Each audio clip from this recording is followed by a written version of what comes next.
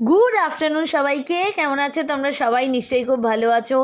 ধনতেরাস আজকে, শুভ ধনতেরাস সবাইকে। ধনতেরাস ধনতেরাস দু তিন দিন আগে দিওয়ালির পালন করা হয়। তার কারণ এটা ধন্বন্তরী এবং কুবের, মানে ধনদেবতা কুবের ও দেবী লক্ষ্মীর পূজা হয় আজকে, সেই জন্য পালন করা হয়।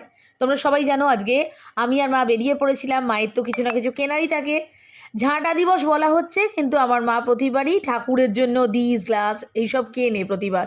দেখতেই পাচ্ছ কীরকম জিনিস বিক্রি হচ্ছে বাইরে, প্রদীপ। আর আমি আজকে নথ কিনতে চলে গিয়েছিলাম, মানে এটা ইমিটেশনেরই সোনা দানা একদিকে, বুঝতে পেরেছো। আমার একটু মানে সাজগোজ করার জন্য, দিওয়ালি স্পেশাল সাজের জন্য একটু নথ কেনার দরকার ছিল, সেই জন্য চলে গিয়েছিলাম একটা কাছেরই দোকানে। কালেকশন ভালো ছিল, অনেক কিছু কিনে নিলাম। আজকে যেহেতু শনিবার, তাই আমরা নিরামিষই খাই, তো সেই জন্য একটু আচার, বুঝতে পেরেছো, কিনতে হয়। তো আচার খেতে আমার মা খুব ভালোবাসে, আমিও ভালোবাসি।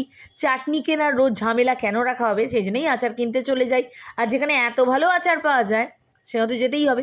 আচ্ছা, তেলে ভাজার দোকানের কাছে কে এরকম ফটো পোস্ট দেয়? আমিই দিতে পারি একমাত্র।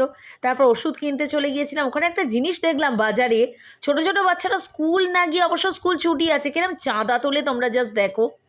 ফলের এখনও দাম বাড়েনি, দিওয়ালি তো আসেনি এখনও পুরোপুরি, তো সেই জন্য দাম এতটা বাড়েনি। টুনি লাইটের এত কালেকশন দেখলাম না, এত ভালো লাগলো। কলা সারা বছর পাওয়া যায়। একটা জিনিস তোমরা লক্ষ্য করেছো, বাজি বলো আর রাস্তাঘাট, একটা অনুষ্ঠান এলে হ্যাঁ কি সুন্দর সব কিছু সব পাল্টে যায়, আর কি সুন্দর হয়ে যায় চারপাশ। বাজির দোকান না প্রচণ্ড ভরা ছিল, এবারে নতুন নতুন প্রচুর বাজি এসে গেছে, যেমন চটপটি, সাপবাজি। সাপবাজি একরকম কালেকশন ছিল আগে, এখন হচ্ছে 10 টাকা দামি এগুলো উঠেছে, যেগুলো দিলেই সামনের দিকে চলে যাবে। আমার মা বাজারে কিছু জিনিস কেনার ছিল, সেনও চলে যাচ্ছিল। আজকে তো নিরামিষই, বুঝতেই পারছো।